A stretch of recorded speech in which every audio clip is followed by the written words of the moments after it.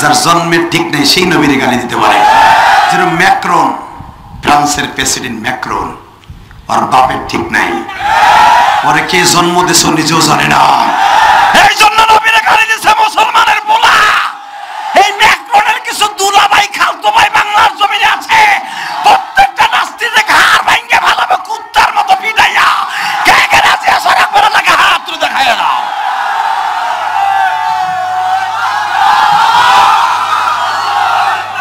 হ্যাঁ রাখো, তাকাও এইদিকে, এদিকে তাকা মুসলমানের পোলা। জীবন তো চলেই যাবে, কোন নাস্তিকের সাথে আপোষ নাই। নাস্তিকের সাথে আপোষ করে আমার জীবন শেষ করতে পারি না। আমি আওয়ামী লীগ করে, বিএনপি করে, পলিটিক্যাল হিসাবে যেটা মনে হয় সেটা করতে পারি, কিন্তু আমার ইসলাম আমার কাছে বড়।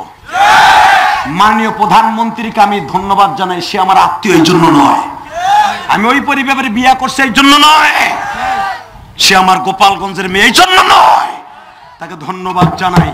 সে কোনো নাস্তিকের কথায় কর্ণপাত না করে মাদ্রাসাগুলো খুলে দিয়েছে।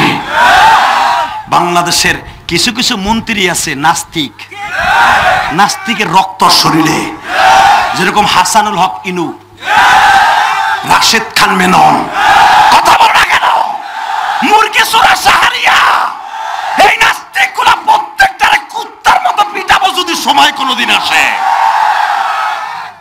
প্রধানের রাখ চিল্লা কম বেড়া, আমি যা বলতে পারবো তুই তা পারবি না, কারণ এই বুকে জোর আছে তো বেড়া, সব বক্তায় পারবো না, কথা বলো না কেন।